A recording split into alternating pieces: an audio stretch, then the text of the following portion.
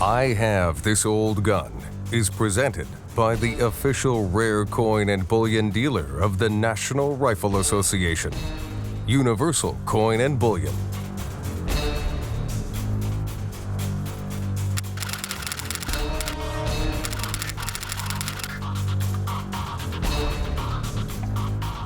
In the closing days of World War II, the Soviets came up with the M43 cartridge. We call it the 7.62x39.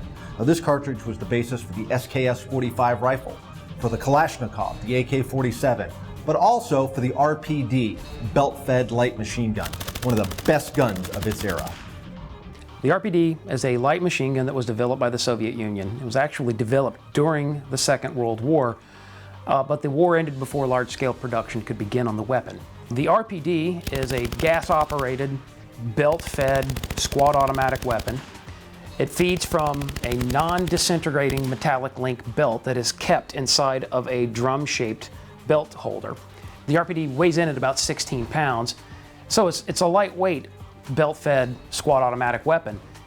It would have really changed the way that the Soviet military was fighting in World War II, but the war ended before the weapon could be put to any use. Vasily Degtyarev was the John Browning of Russia. He was the great-granddaddy of Russian machine guns. It's interesting, every designer has a kind of a favorite idea. Degtyarev's idea was flaps. He liked flaps, I mean, the thing with flaps. His locking systems all utilized a locking system that involved movable flaps that operated horizontally. They were mounted in the bolt, and the bolt rode in a carrier. And when the bolt would run forward and chamber a cartridge, the carrier would be right behind it, and a wedge on the carrier would push these two flaps out to the left and to the right into recesses that were machined on the side of the receiver. And that was the locking system, and he used that continuously. It proved to be very reliable.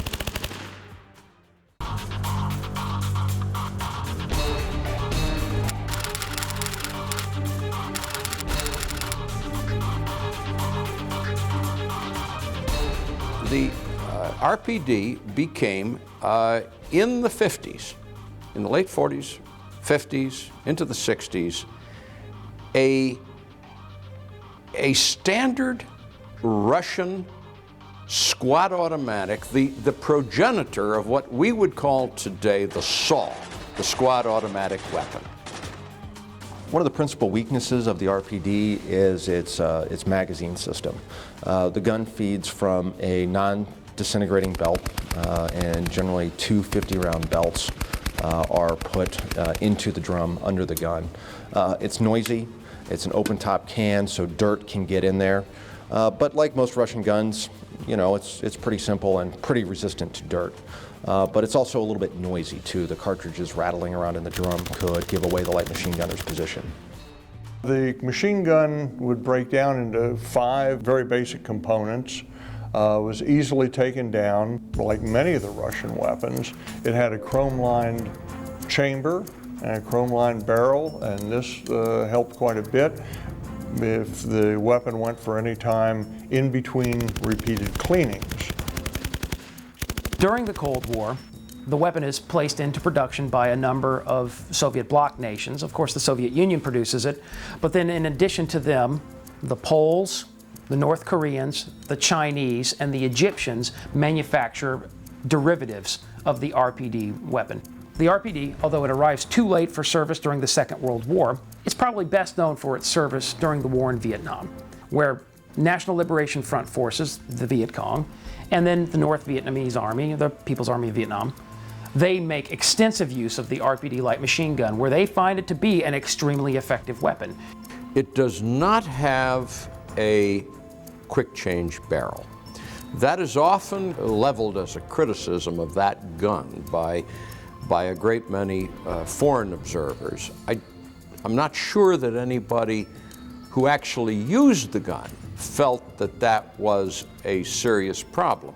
In my own experience, I think the dirtiest machine gun I ever had a chance to shoot was an RPD, and it worked flawlessly. It was filled with muck. and it still shot. I Have This Old Gun, brought to you by Universal Coin and Bullion, the official rare coin and bullion dealer of the National Rifle Association. Visit us online for other I Have This Old Gun videos at AmericanRifleman.org.